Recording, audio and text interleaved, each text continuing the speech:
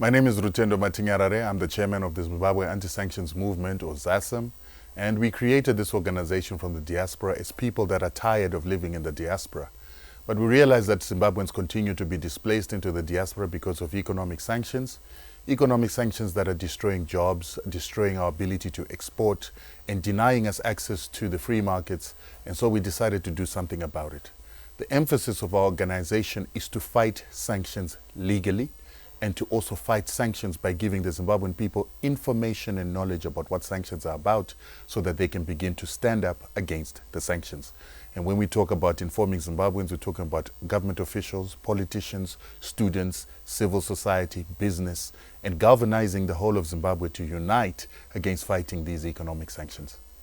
Right, the first set of sanctions that are there are the obvious sanctions that everybody talks about. Those are called the Zidera sanctions.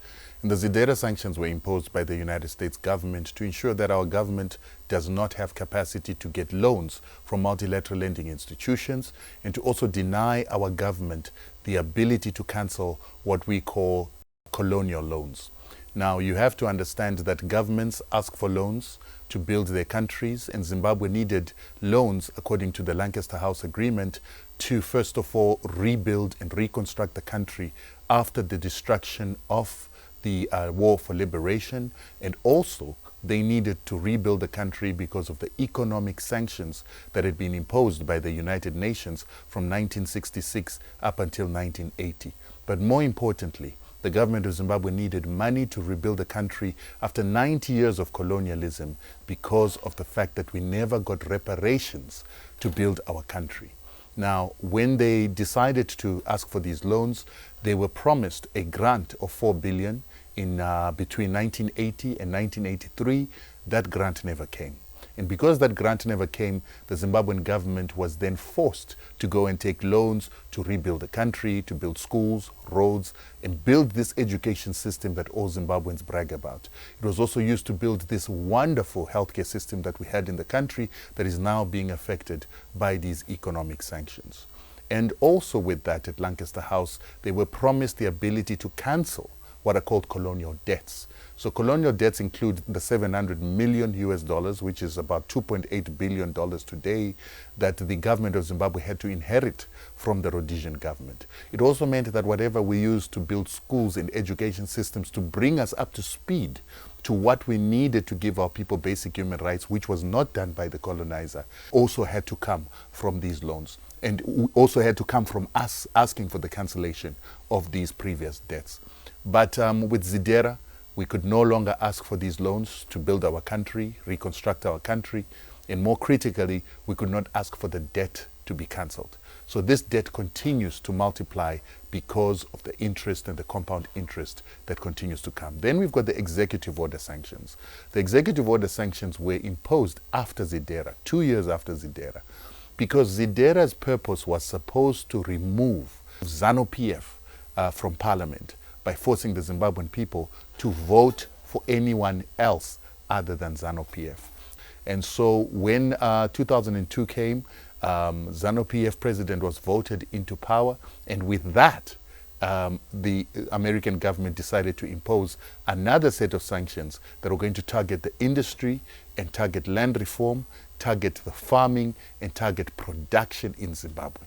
The intention was that if they target the economy of Zimbabwe and collectively punish Zimbabweans, deny them access to loans, deny business access to loans, deny business export markets, deny business payments, then that would make Zimbabweans suffer so much so that when we came to the next elections in 2008, then Zimbabweans would vote ZANU-PF out of power, and they would vote the opposition into power.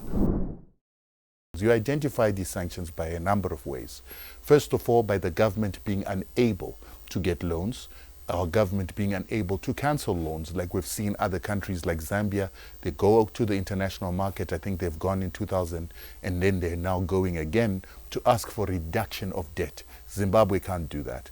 You also see it by Zimbabwe not being able to borrow money as a government for balance of payment support and other types of support that it used to get as a developing country to develop its education system and its infrastructure. You will see the denial of loans to our infrastructure development bank.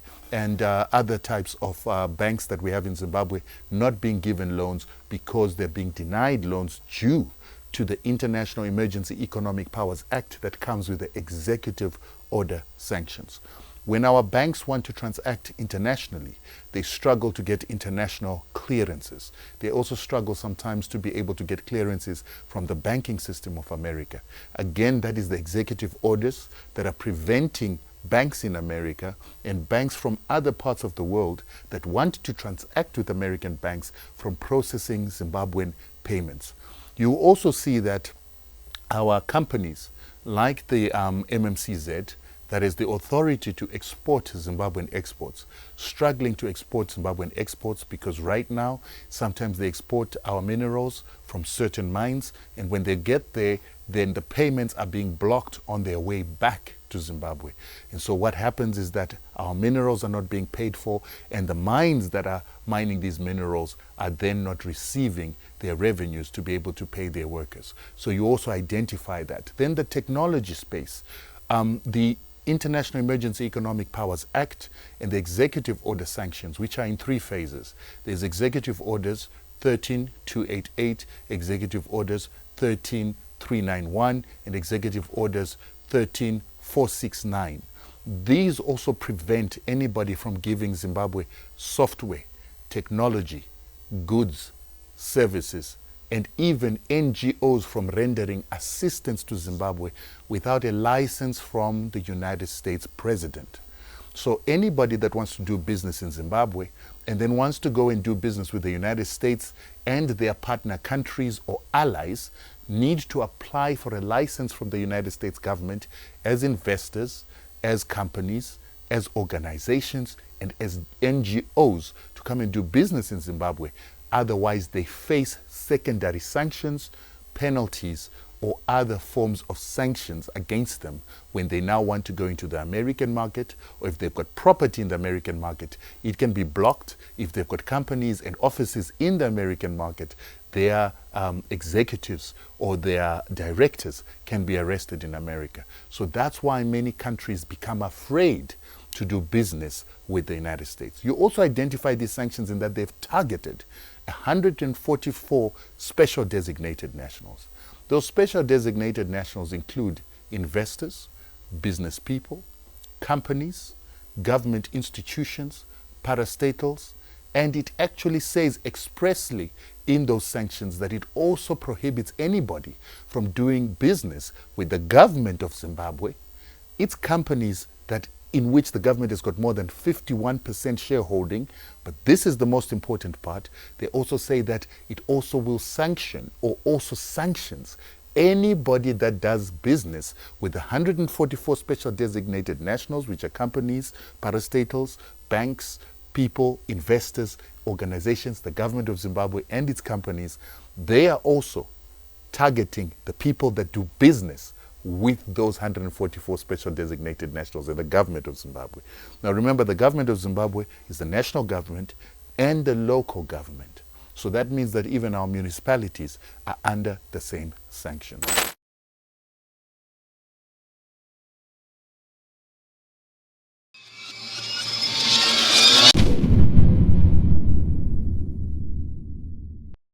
Yes, it is very possible that we're going to see sanctions being removed because we've already started seeing a removal of sanctions. So first of all, we've got the removal of sanctions on institutions like ZB Bank, the Agribank, Infrastructure Development Bank of Zimbabwe, CBZ, and a number of other institutions, some of which decided to take legal action against the United States for the sanctions that had been imposed on them. So for instance, you'll see that CBZ infringed on US sanctions 15,150 times.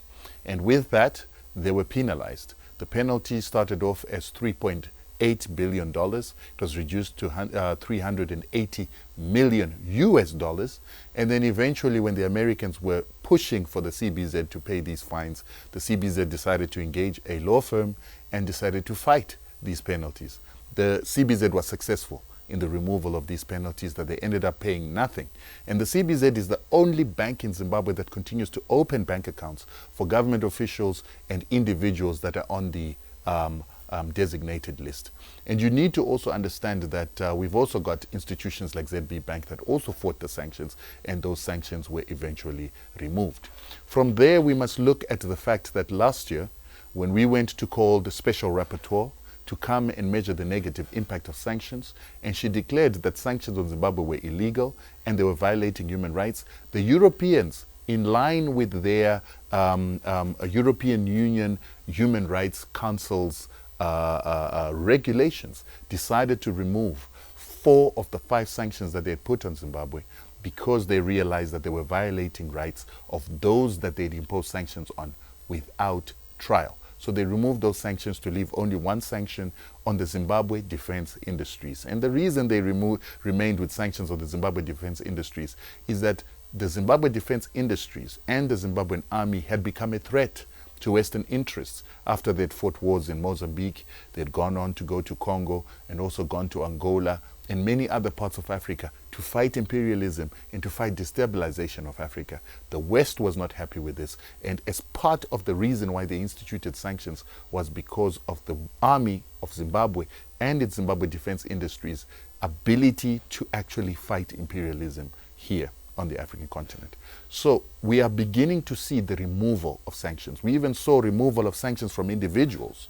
So people like Billy Rottenbach, before the death of Bredenkamp, Van Hoogstraten, these are people that had gone to challenge their names on sanctions list.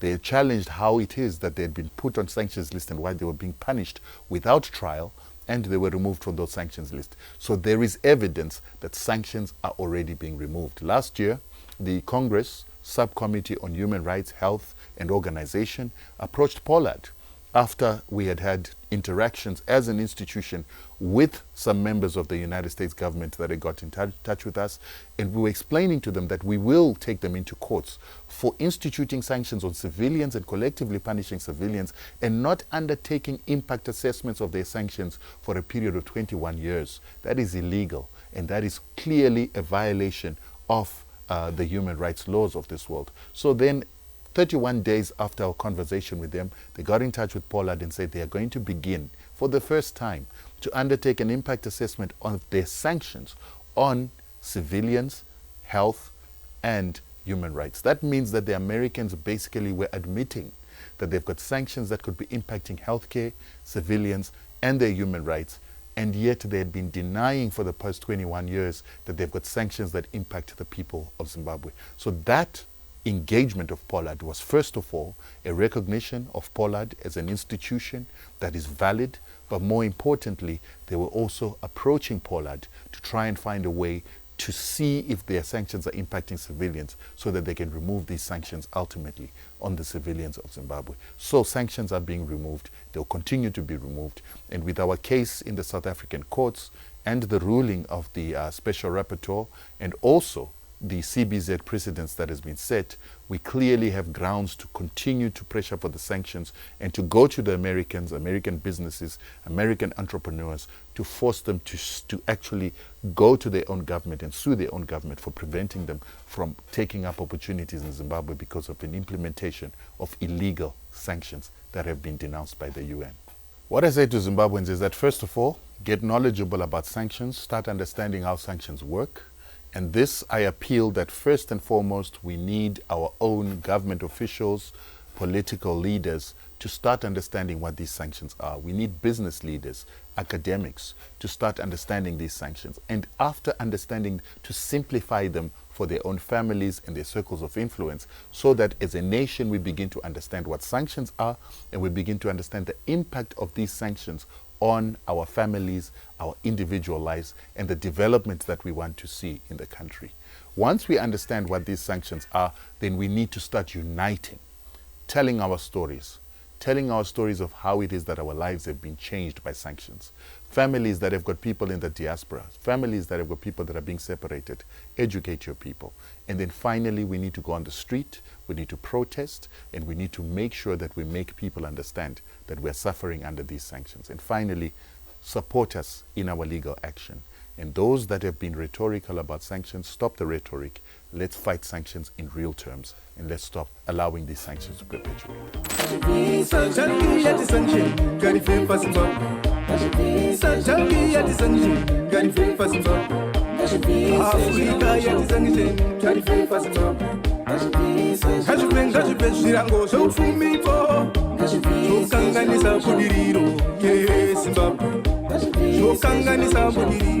Zimbabwe.